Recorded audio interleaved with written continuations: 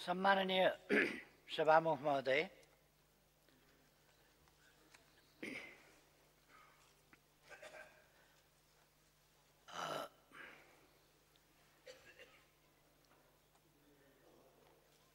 भोलिबाट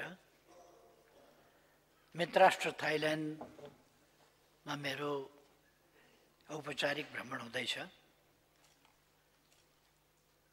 कूटनीतिक सम्बन्ध स्थापना भएको 65 वर्षपछि नेपालको प्रधानमन्त्रीको पहिलो पटक औपचारिक भ्रमण हुँदैछ। यसबीचमा यति नजिकको र ट्रान्जिट पोइन्ट जस्तो त्यहीँबाट यता जाने उता जाने भइरहने, तर औपचारिक भ्रमण चाहिँ नभएको त्यस्तो अवस्था रहेछ।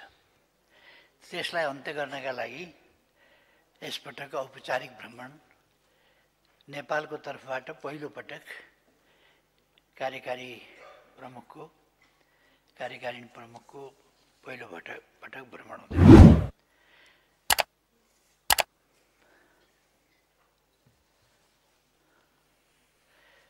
यस अर्थमा यो भ्रमण आफैमा महत्त्वपूर्ण हो भन्ने म ठान्दछु।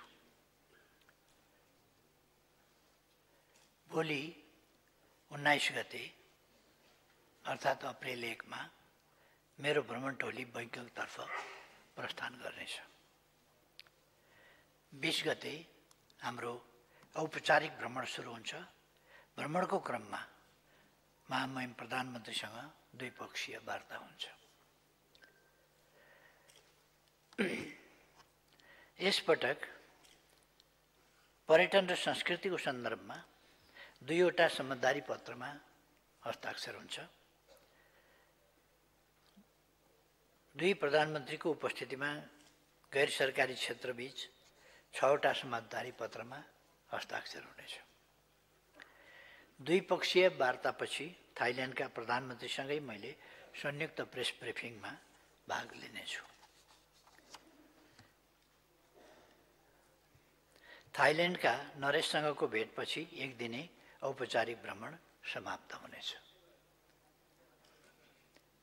21 गते 3 अप्रिल बिहान थाइल्यान्डका प्रतिष्ठित व्यवसायीहरूसँग मेरो भेटघाट र छलफल हुनेछ। दिउँसो एसियन इन्स्टिच्युट अफ टेक्नोलोजीमा मैले सम्बोधन गर्नेछु। साँझ हुने बिमस्टेक शिखर सम्मेलनमा का नेताहरूलाई दिने औपचारिक डिनरमा सहभागी हुनेछु। समयको चाप छ। अधिकांश सदस्य देशका नेताहरू 21 गते मात्र बैङ्कक आइपुग्ने तालिका छ।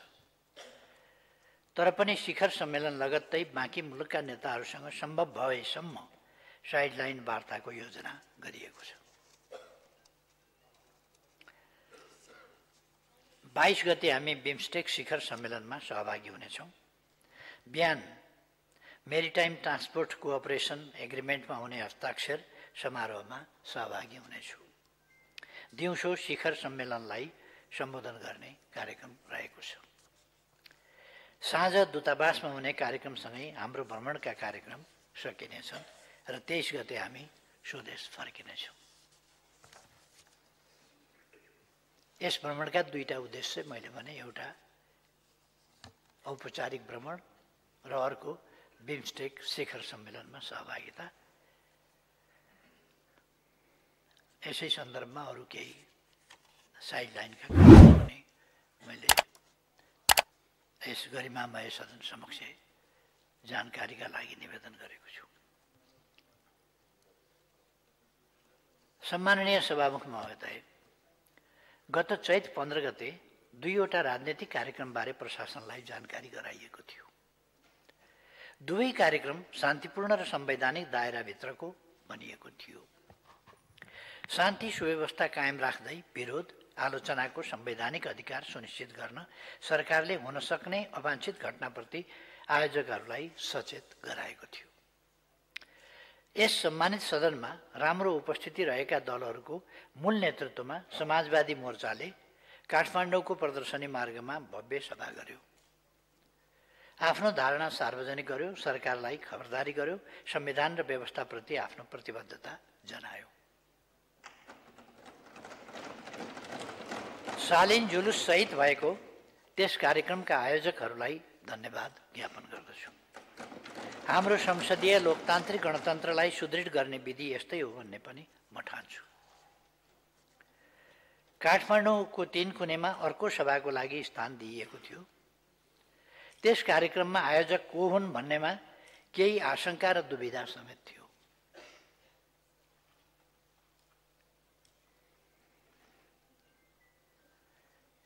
त्यस कार्यक्रमका उद्देश्य जे बताइँदै थियो त्यसमाथि नै आशंकाका आधार थिए। दुविधा यस अर्थमा थियो, त्यसका आयोजक मध्ये केही नाम यस सम्मानित सदनमा उपस्थित दलका नेताहरूको पनि थियो। तर 3 कुनेका आयोजकहरूले पहिले प्रशासनलाई जानकारी गराए अनुसार सभा गरेनन्। उत्तेजक प्रदर्शन र अराजनीतिक नारासहित भिड सलबलाउन थाल्यो। सभा वा मन्तव्य होइन, प्रदर्शनको कथित जनकमान्डर आफैले हाँकेको गाडी प्रहरीमाथि नै चढाउने गरी निषेधित क्षेत्र तोड्न दौडाइयो।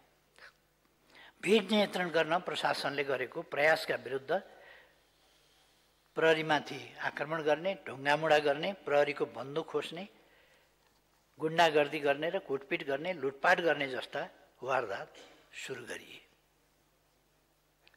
हुँदाहुँदै निजी व्यक्तिको घर, सार्वजनिक भवन, सञ्चार गृह, पार्टी कार्यालय, औषधि कारखाना र सवारीका साधनमाथि ढुङ्गामुढा गर्ने, तोडफोड गर्ने, आगजनी गर्ने र डिपार्टमेन्टल स्टोरहरू लुटपाट गर्ने जस्ता आपराधिक घटना सुरु गरियो।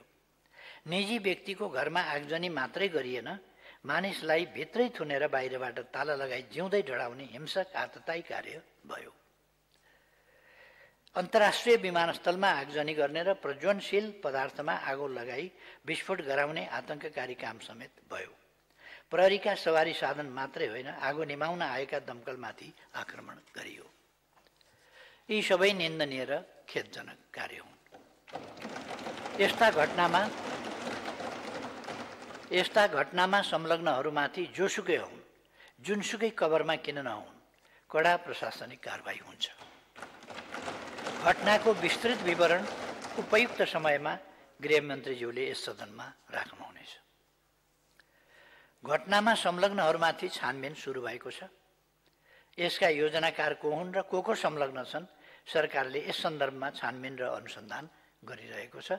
विस्तृत प्रतिवेदन पछि आउने मैले बताइसकेको छु। यस घटनाको पृष्ठभूमिमा करिब 1 वर्ष अघिदेखिको घटनालाई अध्ययन गर्नु आवश्यक छ। सरकार व्यवस्था र संविधानप्रति अनास्था, घृणा र भ्रम फैलाउने एउटा तत्त्व त्यसै बेलादेखि क्रियाशील थियो। मौका खोजिरहेको थियो। धर्म, संस्कृति, परम्परा जस्ता संवेदनशील विषयमा अनावश्यक टिप्पणी गरी साम्प्रदायिक सद्भाव बिथोल्ने र खास समुदायमाथि आक्रमणमा उक्साउने काम गर्दै थियो। ऋण तिर्न पर्दैन भन्दै ऋणीहरूको भावनात्मक संवेदनामाथि खेल्ने र बैंक वित्तीय संस्था ध्वस्त पार्ने खेतीमा त्यो तथ्य सक्रिय थियो। यसैबीच पूर्व राजा ज्ञानेन्द्र शाहले गत फागुन 7 गते आफू अघि बढ्ने, साथ देऊ भन्दै वक्तव्यबाजी गर्नुभयो। त्यसको लगत्तै ठाउँ ठाउँमा स्वागत कार्यक्रम राख्दै जनमत भड्काउने काम सुरु गरियो।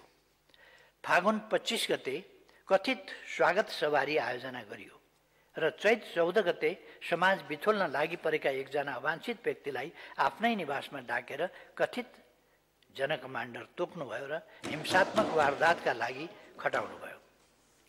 प्रारम्भिक अध्ययनमा यी सबै घटनाले स्पष्ट पार्छ, पूर्व राजा ज्ञानेन्द्र शाहले संविधानको ऐतिहासिक निर्णयपछि भएको सम्झौताको उल्लङ्घन गर्नुभएको छ।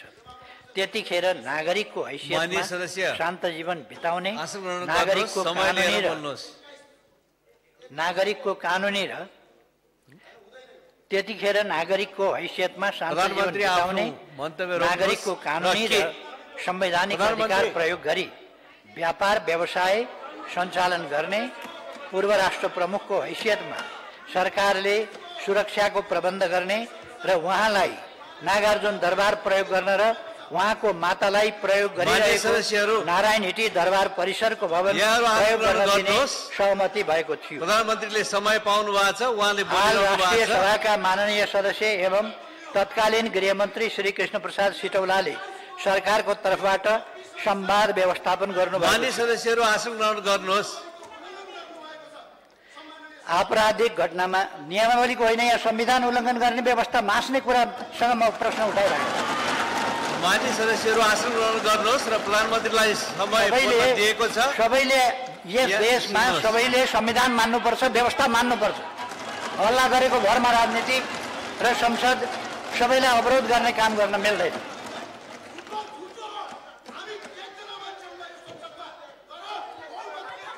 हाल राष्ट्रिय सभाका माननीय सदस्य एवं तत्कालीन गृहमन्त्री श्री कृष्ण प्रसाद सिटौलाले सरकारको तर्फबाट संवाद व्यवस्थापन गर्नुभएको थियो। आपराधिक घटनामा संलग्न कसैले पनि उन्मुक्ति पाउनुहुन्न। यसमा पूर्व राजा शाहले पनि उन्मुक्ति पाउनुहुन्न। फेरि राजा बन्छु, व्यवस्था मास्छु भन्नेले यी सबै श्रृङ्खलाबद्ध घटनामा आफ्नो धारणा सार्वजनिक गर्नु पर्दैन। मानिसलाई मर्नलाई दुरुत्साहन गर्ने जनकमान्डर, इतिहासले कुनामा फ्याँकेका व्यक्ति, अभियानका संयोजक, धनजनको क्षति र लुटपाट, शासक बन्ने मनसुबा प्रधानमन्त्रीले आफ्नो कुरा राखिरहनु भएको छ। यहाँको सहमति असहमति त्यसलाई पछि यी सबै घटनाको मूल जिम्मेवार उहाँले सक्नुहुनेछ। त्यसैले गर्दा अहिले मान्य सदस्यहरू आसन ग्रहण गरेर केही दिन यता प्रधानमन्त्रीलाई दिएको समयमा यहाँहरूले सुन्नुपर्छ। केही दिन यता संसद अवरुद्ध छ। सुशासन र त्यस मान्य सदस्यहरू कम्प्रोमाइज प्रश्न उठ्न स्वाभाविक छ। हुँदैन। सरकारका समय पाएपछि यहाँले बोल्न सक्नुहुन्छ। त्यसकारणले मैले यहाँलाई अहिले समय दिएको छैन, आसन ग्रहण गरेर बस्नुहोस्। सम्मानित सदन हो, तर अहिले विषय सामान्य छ। एकजना कर्मचारीको विषयमा प्रश्न उठेको छ, सदन अवरुद्ध छ, महत्त्वपूर्ण संसदीय कार्यमा बाधा पुगेको छ।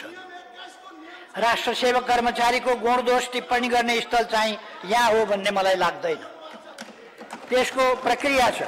राम्रो काम गर्नेलाई पुरस्कृत गर्ने र दोषीलाई कारवाही गर्ने विधि पनि यसै सदनले निर्धारण गरेको छ।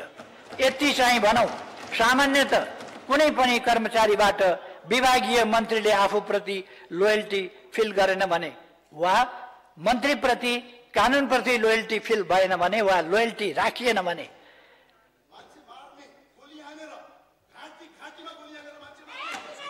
मान्य सदस्य यहाँलाई समय दिएको छैन, त्यस कारणले यहाँ नबोल्नु होला। मान्य सदस्यहरू आसन गर्नुहोस्। यहाँबाट अनुमति लिएर मात्रै बोल्नको लागि म मान्य सदस्यहरूलाई विशेष निर्देशन गर्दछु। अनुमति नपाइकन तल मान्यहरू कोही पनि नबोल्नुहोस्। अनुमति पाएको प्रधानमन्त्रीले अनुमति पाएको छ, उहाँको भनाइ सुन्नुहोस्। परीक्षण पनि होला, हुने ठाउँमै होला। त्यो पनि त्यस्तो अवस्थामा सरुवा गर्ने, जगेडामा राख्ने, स्पष्टीकरण माग्ने, नसिहत चेतावनी दिने वा पदमुक्त गर्ने सम्मका काम गरिन्छ। यो अहिलेको सरकारले मात्रै होइन, जहिलेको सरकारले पनि गर्छ। अहिले पनि भएको छ, जहिले पनि भएको छ। चित्त नबुझ्ने पक्षले कानुनी उपचारको हक राख्छ, त्यो पनि हुने गरेको छ, भइरहेको छ। अहिले यस विषय सम्मानित अदालतमा विचाराधीन छ। यसमा थप चर्चा परिचर्चा गर्न विधि सम्मत हुन्न भन्ने यस सम्मानित सदनलाई जानकारी नै छ।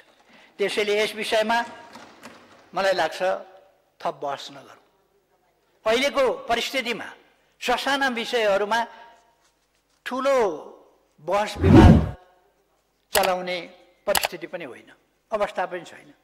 अहिले संविधानको रक्षा, जनताले लडेर ल्याएका अधिकारहरूको रक्षा, लोकतन्त्रको रक्षा, सङ्घीय लोकतान्त्रिक गणतन्त्रको रक्षा र त्यसको सफल कार्यान्वयनको समय हो। त्यसका लागि सिङ्गो सदन एक हुनुपर्ने आवश्यकता छ।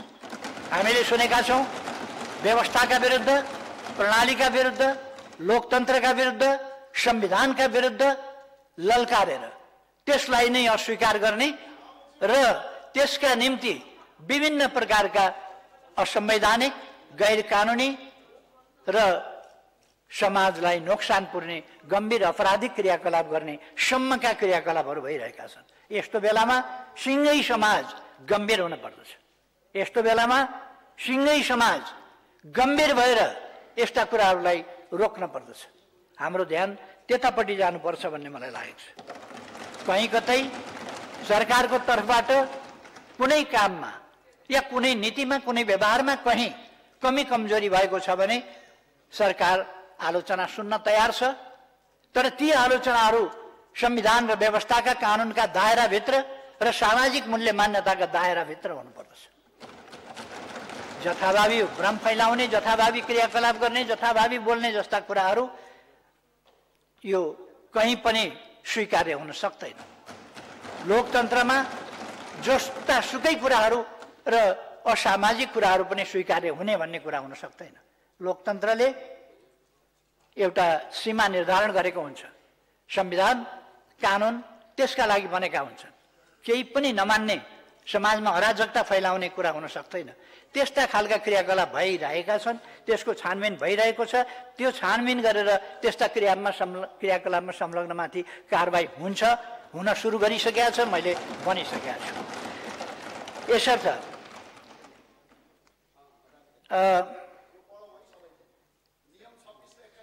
त्यसैले यस विषयमा सम्बन्धित निकायलाई आफ्नो काम गर्न दिउँ।